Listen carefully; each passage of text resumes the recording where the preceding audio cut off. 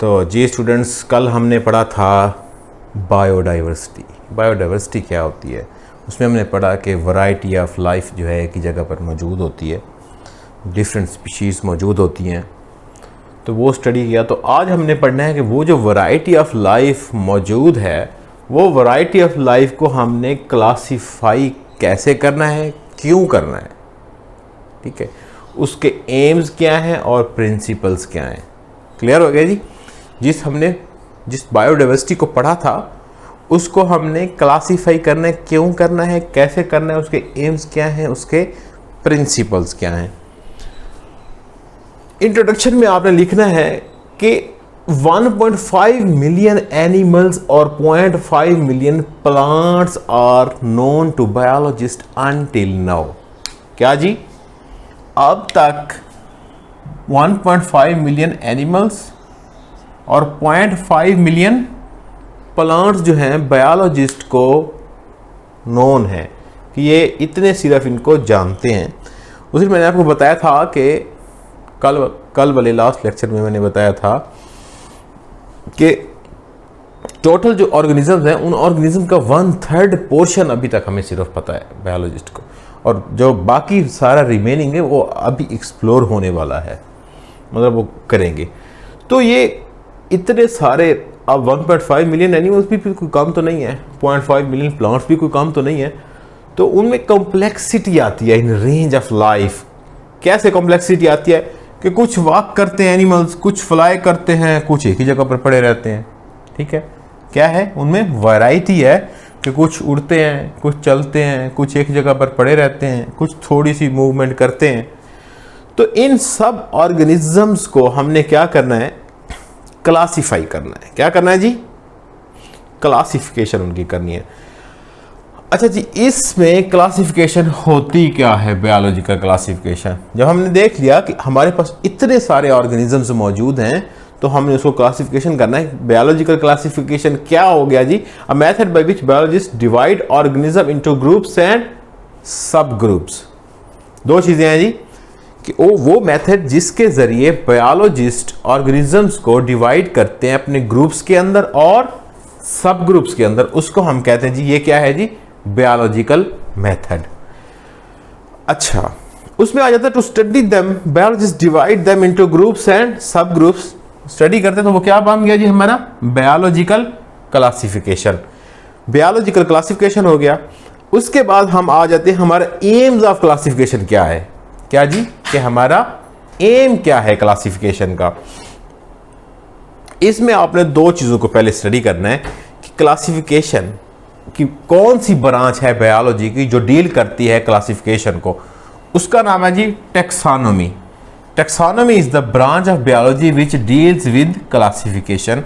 उसके साथ अटैच्ड है systematics.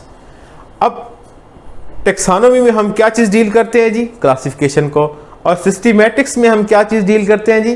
Classification plus evolutionary history. Branch of biology which deals with the study of classification and evolutionary history of organism. के फर्ज करें मैं पैदा हुआ हूं तो मेरी एवोल्यूशनरी हिस्ट्री क्या है, मेरा बाप कौन है, मेरा दादा कौन है, मेरा परदादा कौन है, तरदादा कौन है, ये सारी जो है हमारी सिस्टमैटिक्स डील करती है। अब इनके अंदर डिफरेंस में पूछ सकते हैं छोटा सा एमसीक्यूज कि differentiate between taxonomy and systematics. तो टैक्सोनॉमी आप क्या लिखेंगे कि branch of biology which deals with the study of classification. ये क्या है? Branch of biology which deal with the study of classification of organism plus evolutionary history of that organism. Clear हो गया जी? अच्छा जी, एम्स ऑफ क्लासिफिकेशन हम पढ़ने लगे थे। क्या है? दो एम्स हैं। क्या? कि हमने या तो या तो नहीं बोलना इसमें, to determine similarities and differences. पहला एम हमारा मकसद क्या है? हमने क्या करना है?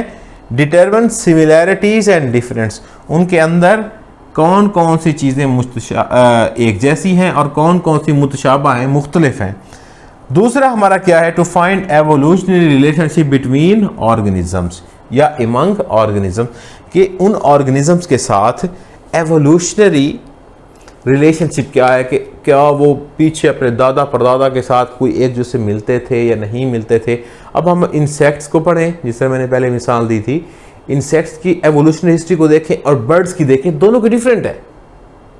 ठीक है जी, हम इसलिए उनको एक ही जगह पर क्लासीफाई कभी नहीं कर सकते। क्लियर हो गया जी।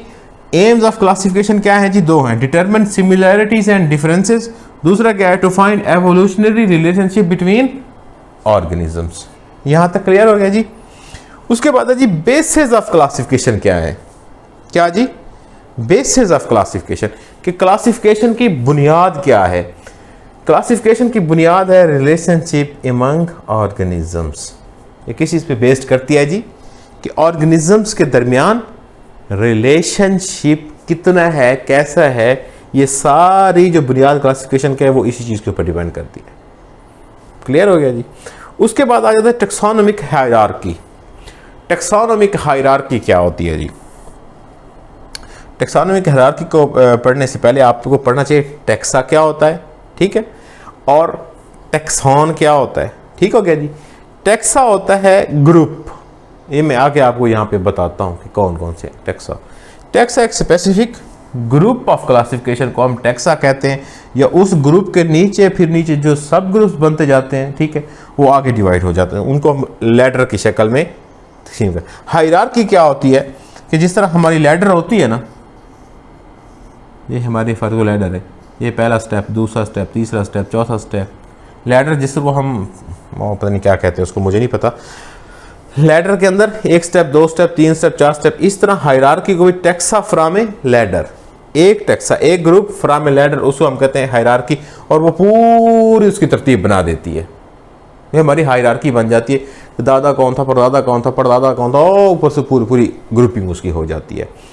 इसको समझाने के लिए बुक में एग्जांपल दी है कि जी किंगडम, सबसे पहली इसको बोलते हैं टैक्सॉन। क्या बोलते हैं जी? ये टैक्सॉन है।